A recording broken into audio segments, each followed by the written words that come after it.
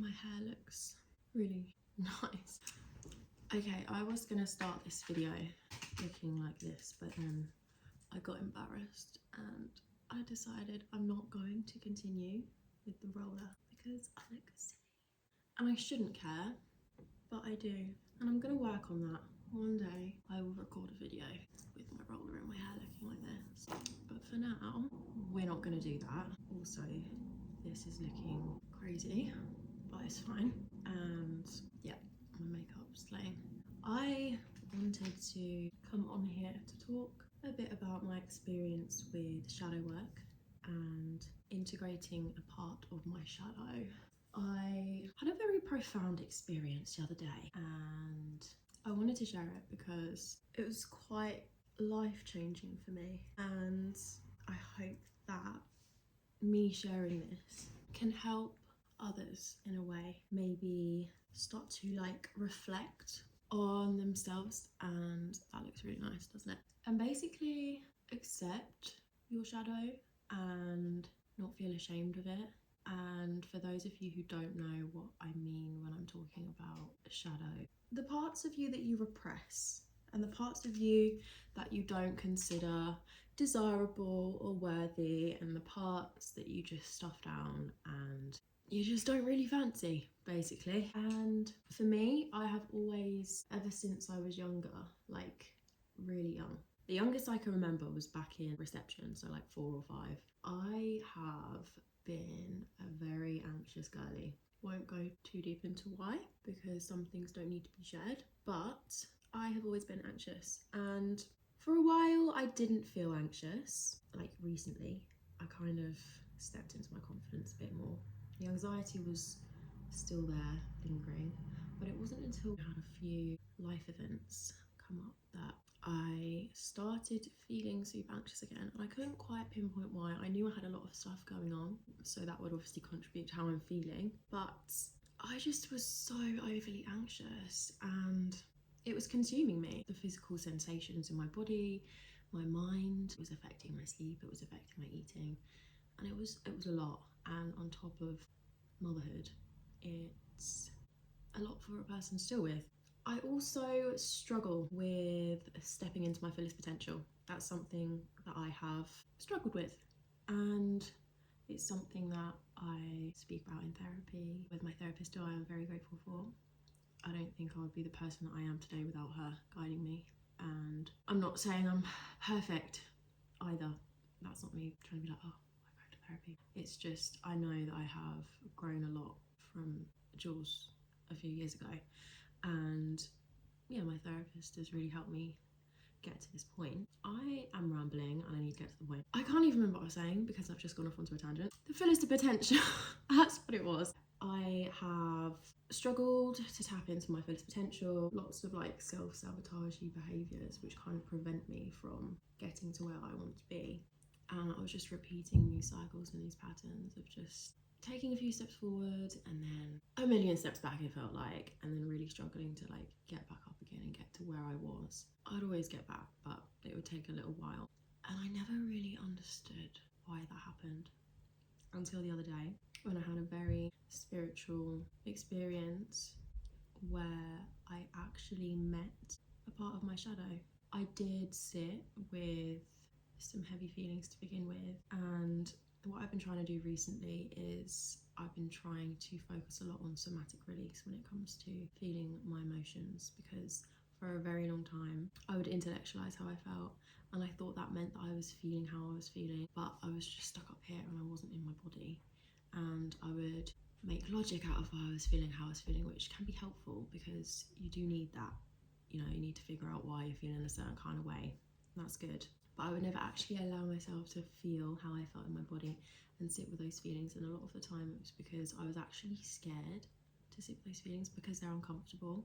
When you feel anxious, when you feel angry, when you feel distraught, and when you feel grief, it's very uncomfortable, it's intense. For me anyway, I mean, I'm a highly sensitive person anyway, so I tend to feel things a lot more. I really have been trying to focus on allowing myself to drop into my body, locating what I'm feeling. So when I'm feeling really upset, or if I'm feeling grief, or if I'm feeling overwhelmed and stressed, instead of being in my head, I'll close my eyes and I will just breathe and I will ask myself, like, where is this? What am I feeling? And a lot of the time when I'm feeling these heavy emotions, they are in my chest, in my throat, in between my eyebrows, like in my head. And, you know, it's like a heaviness or a constriction in my throat, or, you know, just tightness here. I've just been trying to do that recently because it's a way of releasing your emotions, and it's a way of being able to sit with that feeling and allowing it the space that it needs in order to release and move on and create space for new feelings and emotions, because our body keeps score, and if we don't let things go, it just gets trapped and then you stuff it down. And this is why it's not so great to suppress and repress your emotions, because it makes you ill. People can really suffer with like chronic illnesses because of these things that haven't been tended to, and it's not necessarily their fault. Sometimes people don't know how to get to the root of the problems that they're facing. It's taken me this long, 24 years, to figure out how to feel my feelings. So it's no one's fault, but yeah, it can just make you ill. Anyway, to the point, I was feeling it was layered. I'd say I was feeling very stressed and anxious, and there was part of me that was feeling upset, and there was grief, and I could feel it here. You can't really see because my sofa is in the way. I could feel it, this sensation just traveling upwards. And I was like, what is this feeling? And there would be a part of me in the past which would be terrified to feel that. I'd be like, what is that? That's scary. I'm dying. This is the end. My mind would spiral, and I'd be like, nah, I'm not doing this. And then I would get myself in a state and I wouldn't be able to deal with myself. But where I have been doing some more somatic exercises recently, I have felt a bit more comfortable to sit with feelings like this. So it enabled me to actually kind of question, like, what's going on here? And it just felt like this big heavy ball of energy that was just so uncomfortable and gross. It's like, what is this feeling? And it was like traveling up my chest. And I very much believe in spirituality and healing and energy, and I believe that I do have healing powers. I do believe that. And some people might think, you're crazy, you're woo-woo, but when you step into the world of spirituality and energies and things like that, it's very real. So yeah, I believe I have healing energy. And in the moment where I was feeling all of this discomfort, I was basically bringing it up to the surface and allowing myself to sit with the discomfort, but the highest version of myself was sat with me. So it was like I was dealing with my emotions, the physical sensations of the emotions in my body, and then I was almost in like this meditative state. I don't know how to say that word. My higher self was there, and basically what she was doing was bringing to awareness like what was going on. So it was like, okay, you're feeling this right now. This is here. This is really uncomfortable. It's okay. You can breathe through this. You've dealt with feelings like this before. Just breathe and trust yourself and know that you have yourself. You know, you've got yourself. You know how to heal yourself, and you know how to give yourself that space in order to move on from these really heavy emotions, as well as just sit with them and understand them. Just be with them. As it slowly travelled up to my chest, which is where like a lot of grief can be stored, I was asking myself, okay, so what are you feeling? And then it was like, hey, I'm feeling grief. And then I kind of came to the question of like, why are you scared of stepping into your fullest potential? That was something that she had asked. And then my shadow self, my ego self, come forward. It was my shadow self, actually. I'd say it was my shadow self. I come forward and basically said, I'm scared of who I can be if I step into my power. I'm scared of who she is. I'm scared of doing that. And it was like, well, why? And then I was just trying to find the answer, listen to my intuition. And it was like, oh, okay, your ego is protecting you.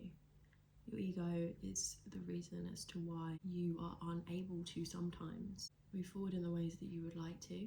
Your ego is protecting you from moving forward because it knows what you're capable of doing, and it doesn't want you to leave it behind, because your ego has been there to protect you and keep you in survival mode for as long as you can remember. To step into your fullest potential means that it's an ego death, and your ego will hold on to itself as much as it possibly can because it does not want to die. It's there to keep you in survival mode and protect you but it's not always healthy. And for me, mine's my anxiety, and it was like my ego was keeping me in this anxious state, and it would keep me in these loops of unhealthy patterns and self-sabotaging behaviors.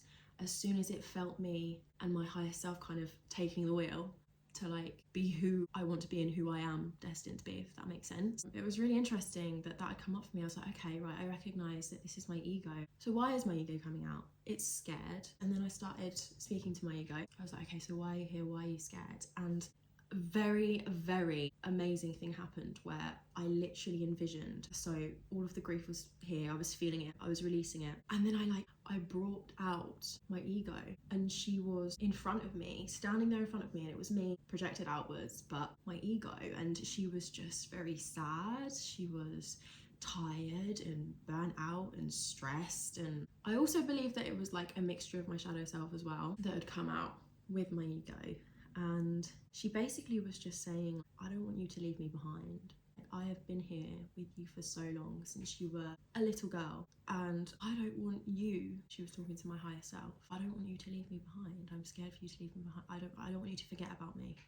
And for the first time, instead of looking at my ego as something that was bad, I was just looking at her and I was like, you know what, like, I understand you've been through so much, and I understand that you're here to protect me, and I understand you don't want me to move on, because moving on means that I'm leaving you behind and means I'm forgetting about you, but I will never forget about you. I will always have you as a part of me. And I'm starting to feel emotional because it's like I'm reliving the experience, and it was a very emotional experience for me. There was lots of tears, but obviously I was helping myself move through that when I was slowly releasing, and I kind of just saw her as this, you know, scared, sad girl who just didn't want me to let go. But I let her know that I was thankful for her, for being there for me when I needed it, and that I love her, and that she deserves love. Because that part of me, that anxious, scared, you know, that part of me, that they deserve love. And as I say this, I have like heaviness in my chest. And I just said to her, the version of you that wants to go out in the world and create and express yourself and live life and not have to feel like I'm just surviving through it, she needs to let go, to move on.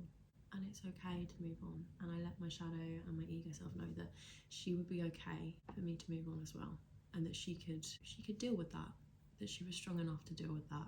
Even though it's not nice and it feels horrible, she is capable of allowing that to happen. And it was so healing. I was imagining this version of me in front of me, and I was talking with her, and then I just said to her, you don't have to be stressed to feel like you're getting things done. Something with me is, I feel like if I'm not stressing about something, or if I'm not like, it needs to get done, it feels like I'm not doing it properly. And I said to her, there is a version of you that can exist where you can get things done in the way that you want them to, without having to be stressed and burnt out. You can just be happy and you can feel joy. You don't have to struggle or suffer in order for things to work out for you anymore.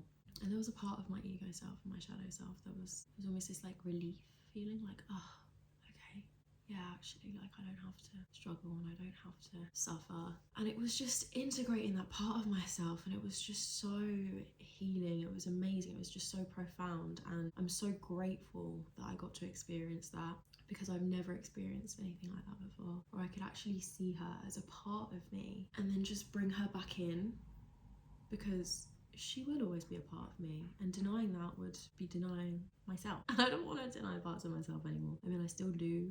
In some ways, there are still things that are unconscious, which will come to consciousness at some point when they're ready to be seen. But it was so healing, and I was so glad that I had found her, because I'd never met her before. I'd always felt her, but I didn't know who she was, and it was like I brought her back into myself, and I thanked her for her purpose in my life. I said, we're moving on now, and that's okay, and you'll be okay. It was beautiful. And now, anytime that I feel anxious or stressed, or anytime that I catch myself not stepping into my fullest potential, I envision her. I'm like, okay, I see you, I accept you. And I always still make sure to feel where it is in my body and allow myself that space. I had worked my way up my throat with like the sensations. So like once the grief and that had passed, it was like traveling up my throat. Around here's the throat chakra. When there's constriction there, it's like not speaking your truth. And I could literally feel this massive lump, like a huge lump. And I was like, oh my God. And I was like bringing it up, and I was just witnessing it with love. And it was like again bringing up feelings and emotions and other kind of experiences, and there were tears, and I was like, this is so uncomfortable. And there was a part of me that was like, I can't do this anymore, I need to stop. And I was like, no, you have created safety in your body. Trust yourself. You are able to sit through this and heal through this. You have the power to do that. You are in control of your body. This is your vessel. It slowly come up and then released. Just released everything I was feeling in that moment, and it was so transformative. And I took away so many lessons from that experience, and I'm so grateful for it, because it's like I can take this out into my everyday life now, and I hold it in my heart. And it means a lot to be in this phase of life, because it feels like it's taken me a long time to get here, and I know that I'm only just going to continue growing, and there are going to be setbacks. That's the way that life works. We're here to feel all of the emotions, and we need to stop labelling them as bad and good, because they're all just here to be experienced and felt and witnessed and released, and that's okay, and it's beautiful. So yeah, that's kind of my experience, and I just want people to know that it's okay to feel, and you will be okay. Even if it doesn't feel like it, you will be okay. I actually need to go. I've been talking for a really long time. I don't really know how to finish off this video. It feels a little bit rushed. I do have a lot more to say. Maybe I will continue this in another video, but I do need to head off because I have people waiting for me. I hope this helps someone in some way. Maybe you could relate it back to some of your experiences, or hopefully it could have potentially woken something up within you and helped you heal in some way.